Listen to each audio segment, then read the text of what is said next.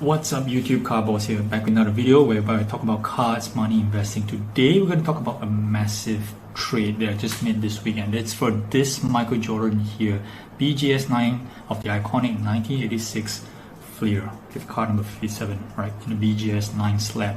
Not the perfect kind of, I would say, mint subgrades, as you can see here, right? There's only a 8.5 on centering, there's two 9.5 subgrades and 9 on the edges, right? Okay, so we're going to talk about the numbers, right, in this by the number series here, episode number 8, and about kind of like what are the numbers that went through in this particular trade transaction, and just going to break it down for you guys, as well as a little bit of a segment on why did I do this trade. Okay, and first and foremost, you know, if you guys look at the graphic over here, right, it's actually, the card is actually not in my hands, it's actually in the hand of the seller, and I haven't actually taken possession of the card. It's on its way, sitting on a plane or maybe on a truck, you know, onward to my forwarding agent, and it's on the way back to Malaysia. It's probably going to be about a month before I see this card. So, but I thought that would be a good opportunity just to do this video right away, because things might have changed in about a month from now.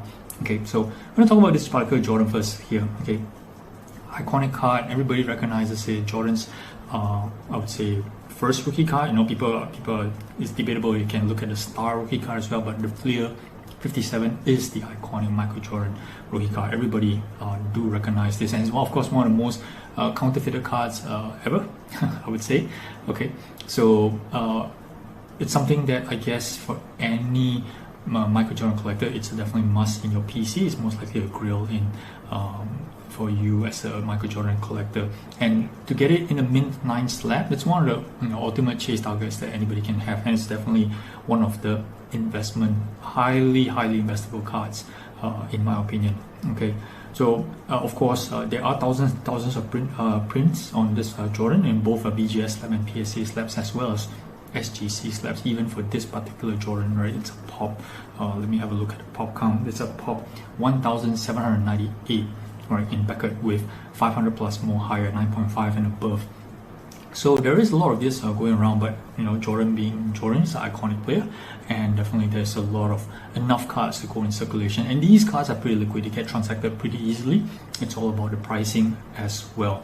And of course, this is the famous Michael Jordan card, you know, in the BGS, not BGS, in the PSA 10 slab that went up to the stratosphere back in early 2021, you know, whereby it went up to like $700,000, and that kind of like sparked all that, you know, card investing and bubble and all these kind of things that we talk about. Of course, the prices on the PSA 10 has come down tremendously. I think it's touching around the $200,000 mark at this moment. Okay, we're not going to talk about that. We're going to talk about this particular trade transaction on this Jordan here. So as I mentioned, right, I haven't actually taken possession of this particular card, and you're probably wondering, is like, hey, am I not worried? That don't I think I need to have this card in hand? Of course I'm worried, right? You know, anything can happen in transit. And of course, what about the seller? So this seller is actually Sports Card Invest channel, okay, and he has 46,000 subscribers, so one of the more prominent guys in the industry, in the social media space, you know, and this trade was done with him. Pretty smooth transaction. You know, we took about like maybe about 30 to 45 minutes to kind of like discuss the metrics of the deal, some of the cards they're going to play, and there's a bit of cash that's going into it. So I'm going to run through in details of what I actually gave for this particular card here. Okay, so to break it down, let's have a look at this list of stuff that I actually gave. So I gave 6 cards in total and a bit of money. So let's run through the list. So first up is the 2003 Ultimate Collection autograph card by Kobe Bryant in BGS 9.5. You know, I'm going to run out of prices on this a bit later. Just going to go through the list of cards first.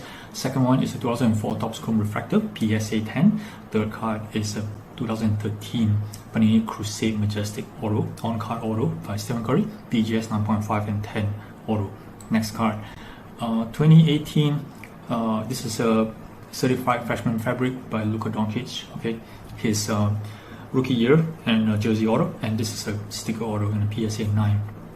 Last two cards, 2012 National Treasure Stephen Curry, this is a BGS 9.5 with autograph of 10. This is a sticker auto as well, and this is card number out of 49, okay. And lastly, there is this Dominators autos, sticker auto by Stephen Curry in a BGS 9.5 slab as well. So 6 cards here and a little bit of money, $17.50 in total for this particular Michael Jordan. Okay, so let's break down the numbers first on the valuations that was given on each of these individual cards here. So first up, the Ultimate Collection Kobe, we had it at 3,800. The Refractor at 800. 1,300 for the Majestic Auto, and 1,500 for the Freshman Fabrics. 2,800 for the National Treasures as well, and finally $1,000 for the Dominator Auto. So these are roughly on comp prices. Okay, I guess you can look it up if you actually wanted to, but these are roughly based on comps. Okay, but I think when we actually close up the deal, the similar BGS 9.5 Ultimate Collection Kobe Auto closed on eBay for 3,200. So you can see straight away there's a price differential as well. Okay, but you know, you may think that as well I got out with a deal, but let me explain to you some of these cards on why actually, you know, I kind of like gave a bit more than what actual comp value is, because I actually went in a bit higher on some of these cards here. So we're going to talk about the centerpiece of this particular trade transaction, which is the Ultimate Collection Kobe, alright, that closed for 3,200 on eBay recently. It has a valuation of 3,800, but I was in for about 4,300 on this card, right? Pretty high. I bought about a couple of months back ago. So I've been putting up on eBay for quite a fair bit, you know, trying to get around maybe about like 4,500. Obviously, I was not getting any close to that particular offer, right? The offers were coming around like 35, 36. Maybe I had about 37, but no way I was going to take a huge loss on card auto from 2003 year for a Kobe auto, right? So when the opportunity came to do a deal, and this became the centerpiece of the deal, even though the valuation is a bit lesser at 3,800, it's kind of like the best deal I would possibly get. You know, if I were to sell it on eBay, for example, you know, it would be losing a bit of money as well when you talk about fees and all these kind of things. So 3,800 was a fair price at this juncture, considering that there was an actual closed deal for 3,200 on eBay just that very day as well. Okay, look about other cards as well. Okay, Top Chrome Refractor, I was in for about almost $1,000, and this is a trade value of $800. This has come down a bit. So again, it was one of my bad situations where I bought this card a bit earlier, and the price has come down. So kind of like happy to get this at 800 trade value. There was one sold on Goldin recently for $660 before buyer's premium. Okay, I can't remember how much that worked out to be, 700 plus, but 660 was the net to me, so I'm just happy to take a bit of bonus. That was my card as well. Okay, so quite happy to take this one at 800 value. Moving on, the next couple of cards, they kind of like beyond comps, right? So the Majestic Auto, you know, comp at 1,300. I was the one who purchased the card on eBay for that comp. Same goes with the Freshman Fabrics. Came the National Treasures here. The valuation given for it was about 2,800. I bought the card together with another National Treasures auto, right? So two autos here for 3,000 plus. So I definitely made a little bit of money on this particular one in terms of the valuation for this National Treasures, kind of like to offset the particular Kobe from the Ultimate Collection. And lastly, the Dominator's auto, $1,000. That was actually my comp value as well. So when you look at the trade values, right, I kind of like, when you average out, you know, the wins and loss, it's kind of like on comp. So I would have kind of like paid similar cash value for these cards here.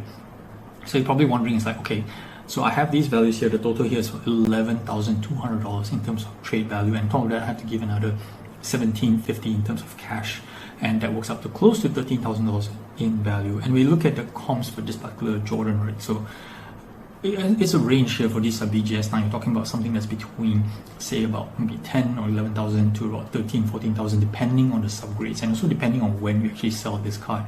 You know, there is arguments that, you know, you can say, oh, some people like centering better, some people like the corners or the edges and stuff like that. So, you know, people place a bit more emphasis and therefore affects the price. But to me, it actually comes down to a range, right? So you're talking about something that's between 10 to 14 or 10 to 13. So therefore, you could take something in the middle of probably about 11 or 12, and that's the rough valuation of this card.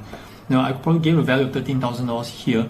So if you convert it to cash, like I said, right? So why do such a deal? So first and foremost, those are comp values. So those are before. If I actually put it on sale and sell it at comps, I'll probably lose another 10 to 15% when I talk about cash return. So you're probably losing about like $1,000 plus on there.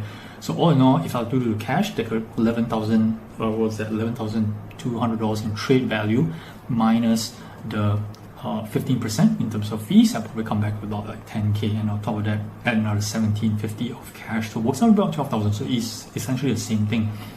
So the next question would be, why didn't I just use cash and buy outright when I had a chance, you know, rather than buy all these loose pieces? Of course, the idea of these loose pieces was to acquire them and to resell them for higher prices. But of course, things didn't go out so well. These cards were actually exposed on eBay and MySlabs for quite a fair bit now. Some of them, in fact, as long as like 3 months, like the Kobe Auto here. No takers. The opportunity to get a bit of more value than what I paid for had passed on some of these. So I just reckon that I should just consolidate these cards into something bigger, like a Jordan rookie card. Of course, that itself presents another challenge whereby to move these cards. If I want to look for a cash buyer in this kind of market here, it is actually difficult to find somebody who's willing to shell 11 or 12,000 bucks in cash. Otherwise, this card would have sold pretty easily for that price. But of course, thinking a bit long term, definitely this is again one of the more investable cards to have in such a strong grade such as a BGS 9, in my opinion. So why would Sports Card Invest do the deal, right? Why would he deconsolidate such a big card downwards? Again, depends on what you plan to do with the amount of equity that you have right here. Okay, so on thinking from his end, right, I think he did a video recently whereby we should actually trade up in this market, to get something that you want, or you can actually trade down to things to get better liquidity, and that's what exactly he's doing, right? So he's taking the Jordan, get a bit of money, and breaking down to small pieces so that he can actually sell them for cash. And he's in a better position than me, considering that I'm from Malaysia and he's based in the Bay Area, whereby he can attend shows and can do all this kind of stuff. He can go to a game store, or can just fly around the US and just peddle those cards around and get the better values. Eventually, maybe he can sum it up and get better value than actually selling the Jordan outright. Okay, so that's his advantage and that's my disadvantage as well. But of course, when I look at it from the other way around, I am consolidating things that I try to put up on sale to try and get a bit of value, and couldn't really do so, and therefore decided to mix it up and bring them together to our iconic investable card. So I think that's pretty much the strategy that each of us had. So that's why when it comes to consolidating or deconsolidating, sometimes it works both ways. In this particular transaction, it's kind of like, I would say it's a win-win, right? So if you guys can comment down below whereby you felt as though that you wouldn't have sold the Jordan, or you wouldn't have traded the Jordan, or I wouldn't have gave up all these kind of trade equity. You're talking about 5 autograph cards here, and they're not scrubs, right? You're talking about Curry, you're talking about Kobe, you're talking about Luka, okay? And I get a bit of cash as well, so there's a lot into this deal. But it's pretty interesting, for me to share with you guys on the train of thought that goes behind these kind of transactions here. But for me, because I had these cards for quite a fair bit, some of them, okay, and I tried to get something more value from what I paid for, and I couldn't do it. And this was time for me to consolidate up. Now, whether or not the Jordan would do well in the future, I can't say for sure, but it's definitely a safe piece to hold. This Jordan definitely has enjoyed his rise and peaks till the sky, and then right now it's come down to a level whereby it's kind of, I would say, stable, okay?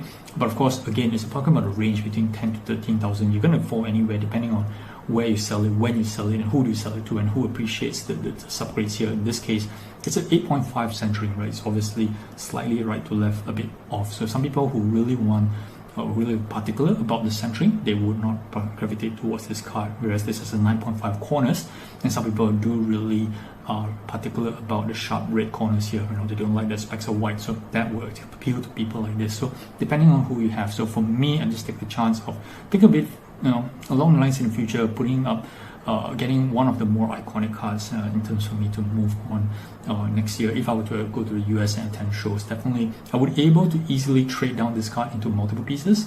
It just depends on how much value I get, and depends on how well this Jordan will actually do in the long run. Look, will we get one of those crazy spikes in 2021? Not so sure, but definitely, it's easy to move out of a card like this, okay? Whether you want cash or trade or a combination of both is pretty easy, and I like that kind of flexibility. It depends on what kind of value you expect to get in return and when. All right, that's it for today's video. I hope you guys got something out of this. Do like and subscribe if you like this kind of content. I got more content coming up, and thanks for watching, guys. Till the next one, Cowboys out.